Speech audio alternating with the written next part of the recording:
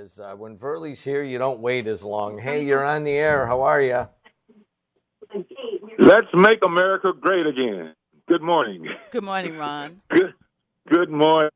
I know that sometimes people, what Matlock's going to say about this thing. Do you believe, and I ask you a question, you don't have to answer, Jed. Do you believe that Joe Biden stole the election? Do you believe it? This is what causing the riot. This is what causing the insurrection of the Capitol. Do you believe it? You don't have to. No, I don't believe it. No. Okay, thank you. There are a lot of people when I come at you inciting a riot. I know when you're talking about overthrowing the government and making America great. I think America is great already. Why we have some come in as look like as a dictator talking about this thing, and the people, all the Republican Party, and a lot of those people are trying to stand up, do the right thing, and like Verlie was saying, these individuals here in Indiana, they ought to just stand up. Why a king? It's a sad day. In my understanding. I'm going to answer both your questions. Okay. I think you and Verlie asked the same question. Verlie brought up how could people not see the inconsistencies and the grabs for power and all of the harm to a democracy. You've asked many times why can't they just see this? And I don't think there's a real answer to that in that, but it's there. Okay. Yeah. It's like when you go to have migraines and you go to the doctor and you say, oh, well, we tried to get rid of detergent. We tried to get rid of that. And they look at you and they go, are you kidding me? Forget it. Let's just deal with the reality of the situation and the symptoms. And that's simple here. It does exist. 40% of people are loyal to Donald Trump no matter what. And I don't know any conjecturing that's going to... To me, it's like, where do you Democrats go from here, Ron Matlock? Where do you go? My understanding right now, if you look at the polling right now, he's at the lowest rating at 36%, I believe. Maybe I'm wrong. It's right at 39 to 40% approval. I say in 36%. Yeah. Okay. So I'm just simply saying that right now, people are waking up. I appreciate that. They're waking up, and they're saying that right now, on this radio right now, that, well, Joe Biden are you aware that Joe Biden got more votes than any president in the history of this country? What does that have to do with? But what is that? Well, it has a lot to do. It has basically saying they're saying that they stole the election.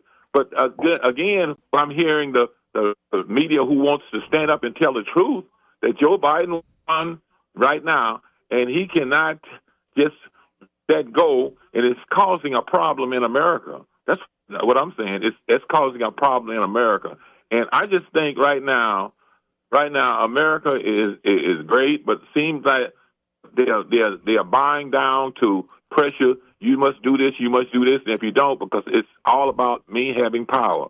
And so it's just so many things that I look at in terms of Donald Trump. Who's this guy? He gave a pardon. He was a dope dealer. He gave him a pardon. From Honduras.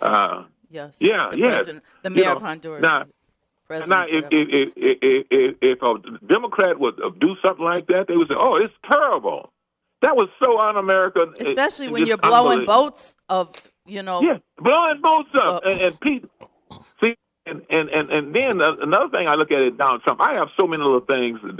Right now, he got people, Secretary of Defense, he called it Secretary of War. Now, hold on. Now, Donald Trump is back with Putin and say, Ukraine, you give up your blame, and if you don't, we're not going to do anything else for you. It's terrible. And for those people who don't like Ron Matlock, just tell the truth. I'm saying, you don't have to like me. I don't care. I'm not going to win a popularity contest. I just happen to believe that right now, and I'm going to say this, and then I'm going to let you go, and I appreciate you giving me this time. Right now, 9 congressional districts in Indiana. You got the majority, House, you got the Senate, and then you got the what? You got the House, you got the State House, and you got everything else you want. I mean, is it fair? You guys you're missing the point, Matlock. No, I gotta go. All right, I'll see you. You're missing the point. It does say on November 28th, Donald Trump's approval rating had dropped to 36%. All right, I saw 39, but it's at the lowest. New second-term low. Yeah, Verlie, I just feel like on your side, I get the same feeling when I talk to Weezer. It's like this is the game. People, the 40% of people that are listening don't care, and it's just like you could shake your head like I can't believe people don't see that this was a war crime or that there's a pedophile protection program going on for rich people. I mean, all of that stuff does not matter to about 40% of people. No, I understand that. They voted for him despite him sharing that he was all of the things that most people would look at and say, no way would I have as a president. So, yeah, I understand that. The issue at hand is that it has come to our doorstep. Right here in Highland, Dan Darnell has an immense decision weighing on his shoulders right now. Because if he votes and says yes, it's going to look like he caved and that, he succumbed to the intimidation. And if he votes against this, he puts himself perhaps in harm's way and his family's in harm's way. I mean, I've known the guy since I was a little kid. Parents knew each other. We're going back a couple generations. I mean, I feel for the guy and his family. The same thing for Rick Niemeyer. Rick Niemeyer may be the person who benefits most from this. Oh, he'll vote yes. You think for sure? Hey, his cousin comes on. He has a chance to win an election. So, yeah, why not, right? He ran for office. Let me ask you a question. You've owned this radio station for over a decade now. How many threats have you gotten since you've been the owner of this station? Oh, God. Think about it. Many. Right. And since I was the station manager at LTH and been on this show, I've gotten threats as well. Did you sell your station? Did you pack up your bags and close down everything because you own a radio station and you got threats? Or did you stand strong, continue to do what you say that all the people before you did to make sure that freedom of speech, freedom of thought was able to come across the airways, and people with different opinions were able to share them? You stood your ground, you stood strong, and you continue to do that. You said you went. Yes, that's part of this game. If you are going to openly, encourage people to tell their opinions, and Colby used to get death threats when he owned it, and he showed me how to deal with it. And you know what he told me? He goes, you get the best effing lawyers that you can get, and that's what you use. And I have done that a few times.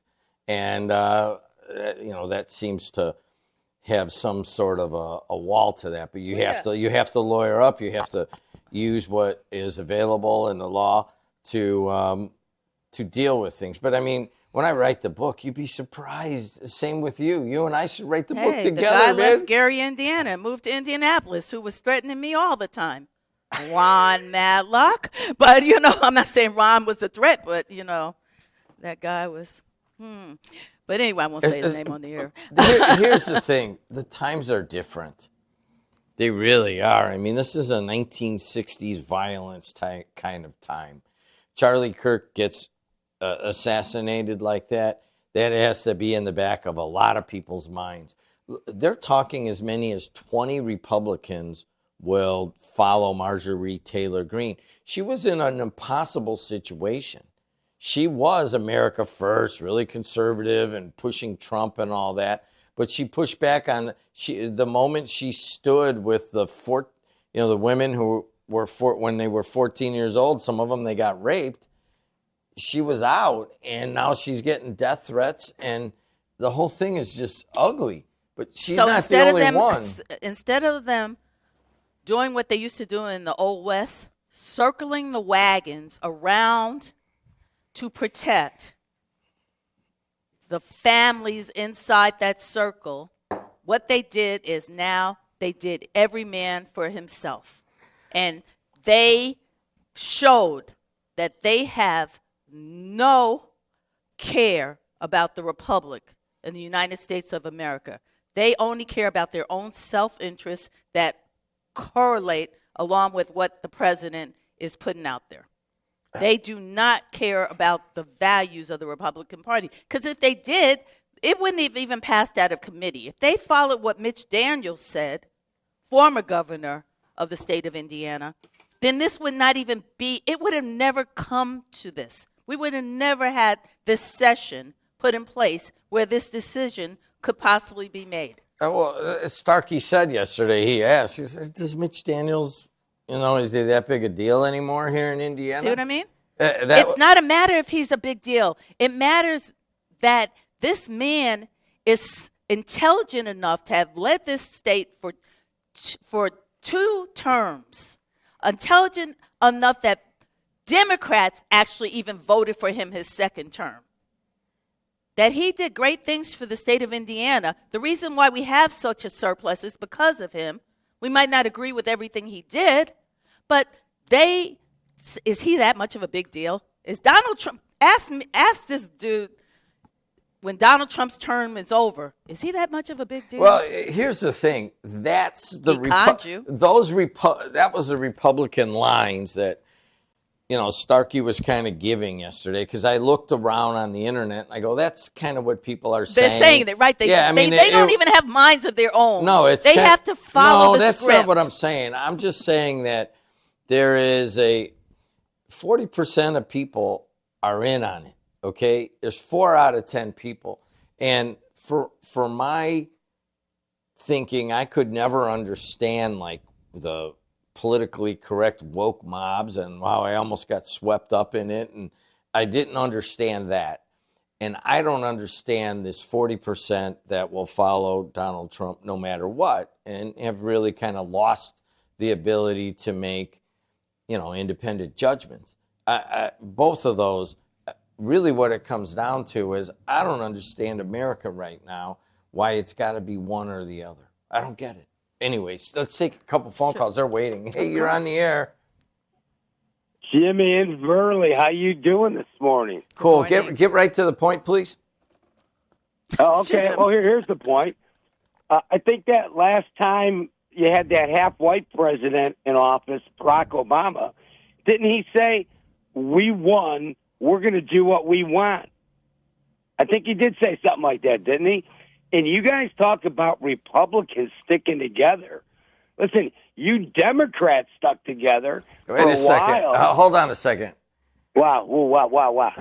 What's wrong? I've told you this so many times. It's starting to get right to the point. When you use the term "you" and you reference that, you don't know what Jim's political affiliation is. I'll tell you, I'm a Democrat, so I have no shame. So why don't you say Democrats? It never includes Jimmy. Right. We know he's as independent as the dirty snow on the ground. But when the Democrats, you guys think, not you, Jimmy, you Democrats, if there's any Democrats out there listening, I doubt there's any, but you guys decided that boys can be girls and girls can be boys, and you stuck with that like imbeciles forever until every medical procedure place in the country goes, yeah, we're kind of lying about that. Let's stop doing that. You guys stick together like glue. Where do you get your information from? I mean, where did you get that from? Where did they stop doing gender reassignment? Like virtually every place in the country. Really? Name one that still does it. That people are not still transitioning? What are you talking about? I don't have to name one. In the United States that still does it. I'm not talking about children. I'm talking about grown adults. Hey, why are we talking? Hold on a second. We've talked about that, hundreds of hours here. What does that have to do with redistricting Indiana today? Republicans are going to stick together for the benefit of the party, just like Democrats always do. That's what they're supposed to do. When you're on the team, be on the GD team. Stick together. Can you let him go? Because I don't like that you term might not like about So- God. When people, so there's a way to get your point across without using profanity, even if you use the initials. But taking the Lord's name in vain, to me, is a violation of one of the 10 Commandments. And so please don't do that over the airways. So- I don't care if you lie. I don't care if you steal. I don't care if you commit adultery. Just don't take the Lord's name in vain, please. He said something there. Republicans have to stick together. And I think that is amongst the core people of Donald Trump supporters. That's very important. And if you're not going to stick together, you may face the consequences. So why can't you stick together on behalf of what's right? You talk about Democrats sticking together. That's not true. If Democrats stuck together, then Kamala Harris would be president right now and not Donald Trump. There are so many Democrats that crossed over and voted for Donald Trump that it's unbelievable. So the party, people do what they think is right. If you think that all this is going on is right, it's not about Republicans sticking together. It's about them sticking together for what's wrong.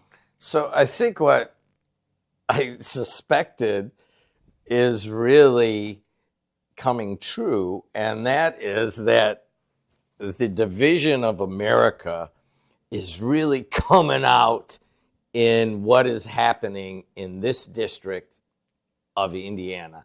And what is happening in Indiana, the everyone's got to take a side, you know what I mean?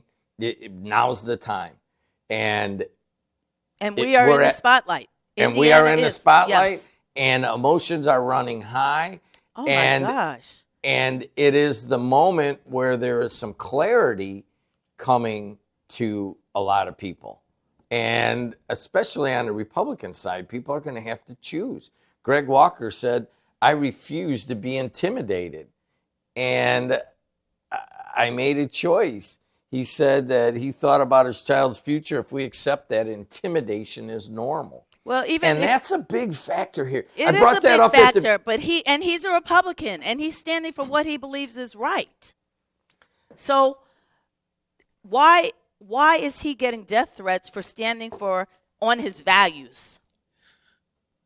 That's just how the game works. No, it just shows the fear that the Republican Party has. They are afraid to play on an even playing field. They want to talk about deflated footballs. Talk about the goal line being moved 10 feet forward in their favor. 219-845-1100. Hey, you're on the air. How are you? Hey, I got too many people on the bus. Put me back on hold for 15 minutes. All right, that's pretty good, actually. Go ahead. Hello? Yeah, put me back on hold for 15 minutes. Stop. You're on the air. Let's go. I wanted to just toss out a couple things. First of all, you mentioned a couple of the state representatives that have gone with the party line, and that's basically all they ever do. They're pretty much the only reason they're in office is because of the straight party ticket option on the ballot. For example, one of the state reps that you talked about. So hold on. I said that 2 state reps voted yes, according to Three. we talked about 3 locally. Aylesworth and Slager and Julie Altoff. According to what I saw in Indy Star, they said that they voted yes with Donald Trump and with Braun and that side of this argument. What do you make of it as a Democrat? Well, I say that they're not independent thinkers. We've seen a few people, Mitch Daniels for one, and a couple others that have said, they're not going to tilt the water for the man in the front office, and that's good, and that's what people are supposed to do. They're supposed to look at the person and what values they have, not just because of party lines. and that's one of the reasons why I think they should get rid of the straight ballot option on the ballot, or straight party ticket on the ballot, anyways. So let me ask you this: you're pretty well set. I know who you are in the Democratic Party. Do you think that Democrats here locally are licking their chops at Slager and Olthoff voting with the Donald Trump side? I think that it's going to be I think it's going to be a good push for their opposition come next election, because there's too many people that are fed up with taking the party line, and we need to get some new blood in there. All right, man. Anything else? Yes. Let's respect the war hero and call him Casimir Pulaski, not Casimir Pulaski. And let's pronounce his name correctly, especially if we're going to have to deal with it for the next 10 years or whatever before they redistrict again this garbage that they're throwing at us. Well, hold on a second. How do the people in that county say it? It doesn't matter. What do you mean it doesn't matter? They live there. Okay, and the people that live in Peru, Indiana, pronounce it Peru. So I know that, but look, all right, look over here at the park over here, Kosciuszko Park. Most of the non-Eastern Europeans call it Kosciuszko Park. In New York, it's Kosciuszko Bridge. Nobody calls it Kosciuszko. So I don't know. I mean, a lot of the black population and the Hispanic population in East Chicago, I mean, it's just how they say it. If you go and you talk to an old Polish lady living on living on Northcott, she's going to say Kosciuszko. Who's right? Well, I'd say the person that knows how to pronounce the name correctly is, whether it's ethnic or not. I mean, Dave Kuziak, okay? Pronouncing it correctly, it'd be Kusak, wouldn't it? Yeah, but he says it's Kuziak, so you have to go with that. And so you're right. This is going to be a 10-year dilemma, because Pulaski County is going to be in our district, it looks like. And we have to decide how to pronounce that. I'm pretty sure it's Pulaski County. Hey, one time I want you to call in and talk about data centers. Hey, why don't you be quiet? That's called dead air. As it goes right now, let's remember that you are part of the media and that you are supposed to educate and inform. So let's get people to pronounce it correctly and pronounce it Pulaski. All right, I'll see you. Bye. I had a long talk on Saturday with Josh Huddleston. Oh, really? And he's the mayor of Hobart. And, he's got some talent. And I think he's going to hopefully get on the team of the rotation when I need to work. But stick to his mayoral stuff, not the sports stuff. Because that is a big issue in Hobart. Oh, my God. The citizens are totally against these data centers. The majority of the citizens, not all of the citizens. No, I don't think so. Oh, you don't drive up and down the streets and look at mostly every back front yard has a no data center sign. So I offered him not to come on with me, but he's been here enough, and he announces games with us and stuff. I'm like, hey, listen, if you're here, I don't need to be there. So he may host the morning show, hopefully. Okay. Because I need a little more time to work on sports. Speaking of sports. Pronunciations, let me say this, because people have different ways of saying something. When I first came to the region, and like most New Yorkers, you say Gary. And I had to learn to say Gary. So the way that people pronounce it, but otherwise I'd still be running around here saying Gary, Indiana, just like the song. So I'm gonna pronounce it Pulaski County, partly because we do games all over the state. We've done games in Pulaski County, and I may have announced one. And if you go there, so it's nice to come to Pulaski County. That's not how they say it. Mm-hmm. And I will respect it. It's like Cairo, Illinois. It's Cairo. It's Cairo, right? To the rest of America. That was a really racist area at one time. Well, they call it Cairo. Yeah. And, I got chastised once. I got hired to do a commercial up in like 1985, and I had to go to Chicago. And I did the voiceover, and then I was talking to Frank Beeman, if you guys remember him. He was a longtime newsman, and he's like, oh, I got to drive down to Cairo. I go, you mean Cairo? He goes, no, don't ever say that. Yeah. Don't ever say that on the air. Hey, we'll be right back. Stay where you're at on the lines. We're talking about the redistricting. The Senate voted to move it along. They're going to have a full vote on it on Thursday.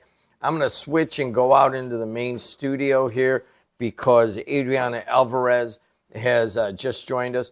I do have to say this because I'll never say it to her personally. I'll just say it publicly. I have been looking at Apple and Spotify, and she has built a full channel of podcasts. And if you're just driving around, you don't have anything to listen to or whatever, just go in, subscribe to the channel, and then you'll have all these podcasts.